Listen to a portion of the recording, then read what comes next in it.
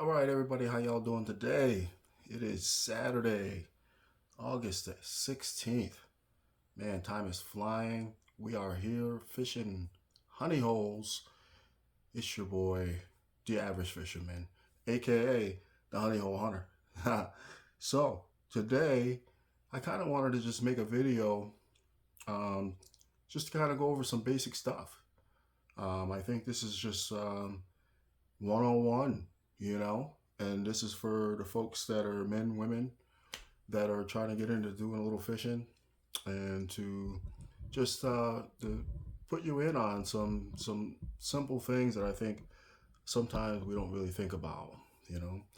And so I've been trying to make some shorts. I'm trying to figure all this out here. I've been trying to make some shorts, because YouTube has their criterias that you have to have 50 subscribers before you can start unlocking different um, privileges, I guess, on YouTube to be able to make live videos on YouTube. So I'm not there yet, but I'll get there. And I do appreciate everyone that went and checked out the channel. And whether you're a fisher or not, if you're just supporting, I absolutely appreciate everyone who's just supporting me and going along with this little ride for me.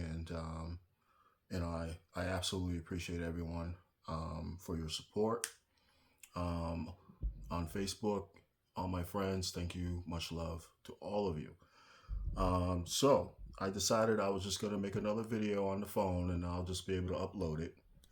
And, just really talk about, like I said, some basic one-on-one type stuff. The kind of stuff that I use, that you guys been seeing me catch some fish. I'm a pretty standard guy when it comes to things. I love, love, love my soft plastics. I do have some jerk baits come in. I'll explain those when they come. I do have some top water froggies that I have. These little boys right here. This one right here is got a little black and a little blue in there. I got the little green froggy here. I haven't had time to use those much.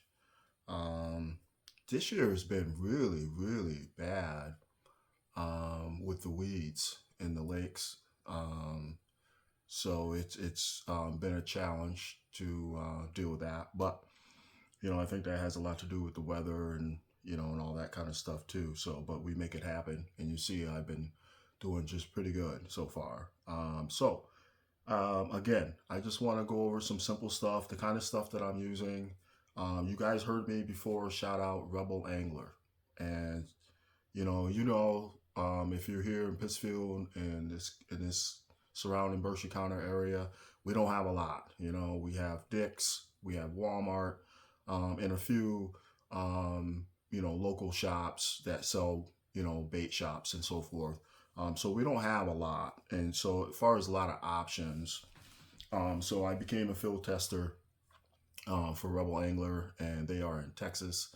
And when I said before they're a local company, I meant local to their area, but they're a small business and they're really getting their name out, and they allow you to test products, and you go on there and show them how you did and give them a tryout. They have some great products.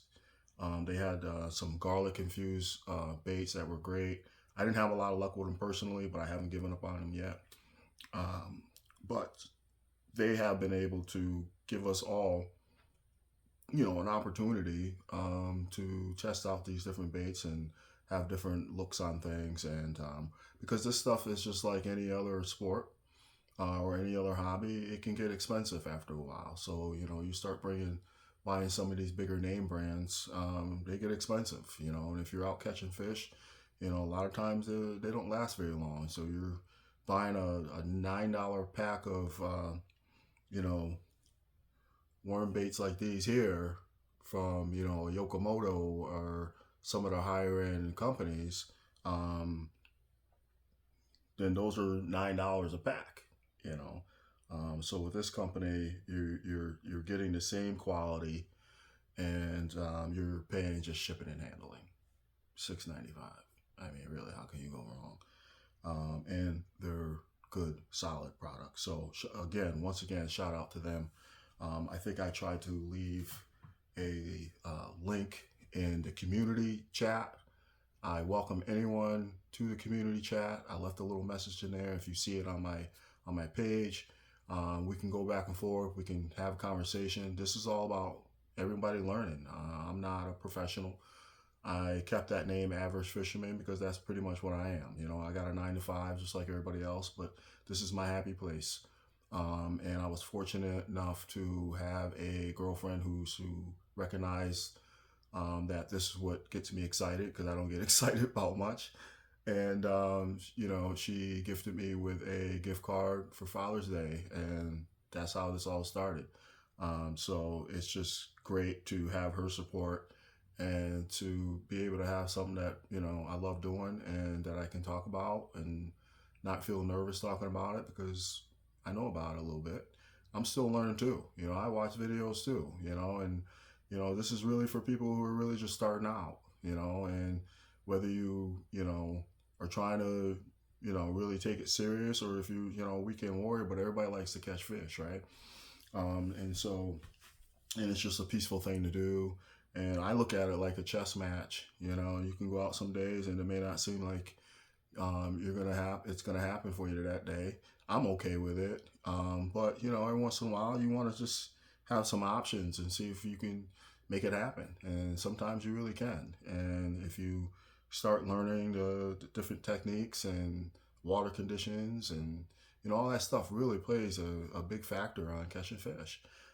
So, and we're not in the area where, you know, you're catching 5 pound bass like I see on some of these, you know, some of these guys that are in the chat from the group. You know, they're North Carolina, Texas, Kentucky, you know, and different areas. There's some closer ones. A friend in New Hampshire and another one in Vermont, and they're catching decent fish. But, you know, here you catch a 5 pound fish in Berkshire County anywhere, you're doing something, and they're not coming freely like that. So we don't have really that opportunity. They're out there, but they're very finicky, and a lot of our lakes and areas are pretty fished, you know. So you got to start getting into it. So what I'm going to do today is just, like I said, I'm just going to go over some stuff that I do and some of the things that I've been using. A lot of it is from Rebel Angler. Some of the other things were just from Walmart when I first got going, and Dick's, and before I joined the tester. So first of all, what I'm going to do is I'm just going to talk about rod and reels real quick, because that's your tool, right? And a lot of times I don't think we think about the rod and reel as much as we should, maybe, and its capabilities. Sometimes we're having problems. We're not really sure why. Maybe because you didn't get the right setup, or you're not using the right line, or your test line is not what the rod is rated for. There's a lot of different variations. Sorry about the noise. There's a lot of different variations, a lot of different things that you have to think about, right? So what I have here, as you can see right here, is a American Hero. This is by a company called Lew's. If you can see here, that's how it's spelled. Lews. Great company. This is like a military green. It's got like a little, you know, brass around here. It's kind of attractive. This is a 6'6" medium action spinning combo. Okay. And just to tell you about that, you'll see that there's medium heavy, there's light, there's ultra light. And pretty much what that means is that its capability. Now, I know this isn't the best here, but so you think about a 6'6" pole, right? So that means this is a medium, right? I'm gonna show you right here. And this is where you're gonna find all the information that you need to know about your rod. Okay? Try to zoom in on that. This is all the information you're gonna need to know right there. Right? What your line is, the weight, the lure, and so forth. All right. See that it says where it says medium action, right? That's where you're going to find out all you need to know about the rod reel baitcaster that you are purchasing. Okay. So on here, it tells you, it's like I said, it's 6'6". It says power, medium, action, fast. Most of the rods and reels, the action's fast. And what that means is the control, because of the bearings inside, right? It's a fast action reel, okay? But you can slow it down, right? And that's something that you would have to adjust to and get the hang of. And I think that's easier once you get started off with an open face reel to really kind of get a feel for it and to be comfortable with the reel and be comfortable with it before you go and kind of graduate into a bait caster. I plan on going into that area, same rod, same company, same color combo, bait caster, and we'll talk about that in a little bit. But for right now, like I said, all your information that you're going to need to know about successfully casting and using the proper lures is right here on the bottom half of your rod. Okay, and on here it tells you what size line that is rated for. Okay, and so line on here is 6 to 12 pounds. Now you can go up to a 12-pound test line. Okay, and then it also tells you lure weight. Okay, because that matters as far as casting. You might put something on here that's way too light and you're like, well, this thing's only casting from here to my foot. Well, that's because you don't have the proper size lure for the rod reel combo that you have. Okay, and it makes a difference. Okay, this open face reel casts really, really well. And I can fling this thing from here to the end of the street almost. All right, so this one right here is weighted for 1/4 to a 1/2 ounce. A 1/2 ounce is the maximum that this pole is rated for. All right, so you can go up to a 1/2 ounce. Okay, and so anything more than that, you'll start running into different problems. All right, anything less than that, you can run into different problems. Okay. So also, if you want to look here on your reel, once again, let me see if I can get it up here. Because once again, here's some more information right here. Okay, some more information on there. And what does that say? I'm sorry, I'm having a hard time there because it's so tall. But what that says is another thing for you to look for, right? This gives you another reminder. All right. Now there's different type of fishing line available. There's monofilament, which is, let me get some, which is, I think I might still have some. Hold on.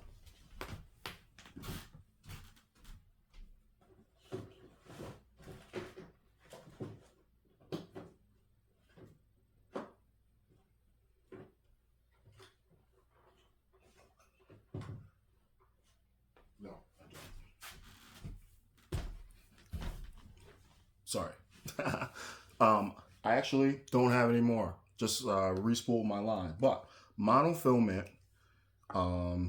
is what it's called. It is the most popular, most well-used, most well-rounded line that you can buy. All right. A lot of people use it. Pros use it. Average Joes like us use it. It's a very versatile line. All right. It's easy casting.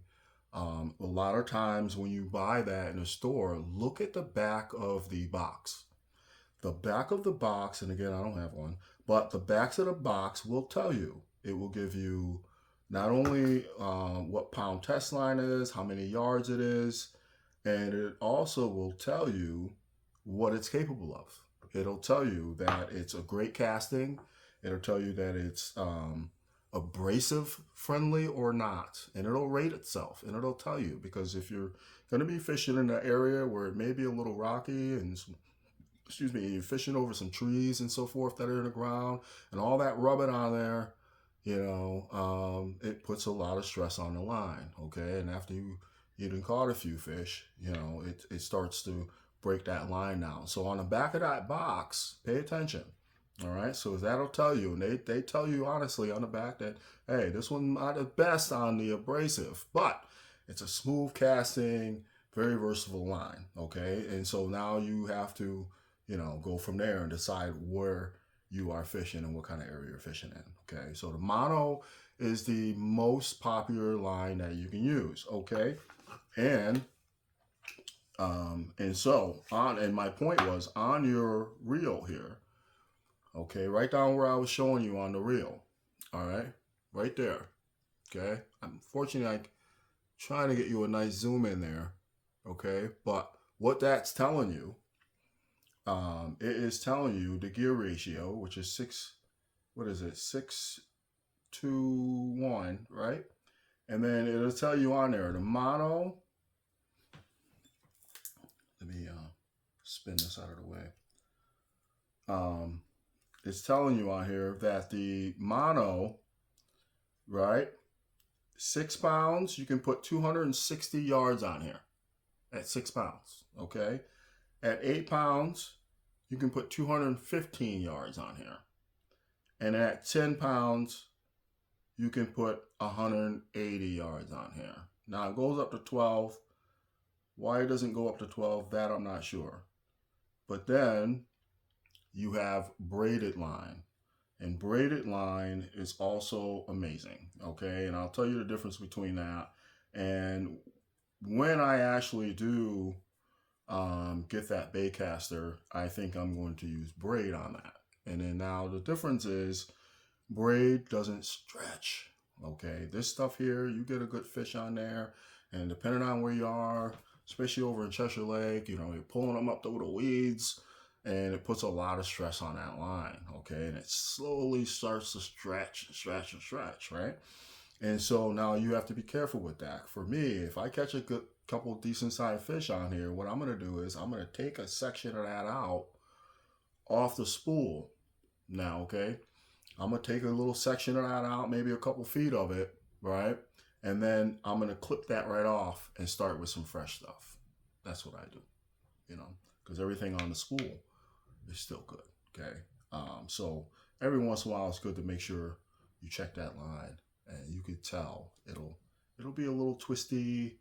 You can tell it's pulled out a little bit. Now that braid is strong. Now it's exactly what it sounds like. It's a braided line, and there's no stretch. All right, it holds up better. It casts just as smooth. Look into that. As soon as I get some more line, I will show you some of the ones. Spider is a good one, and there's another one.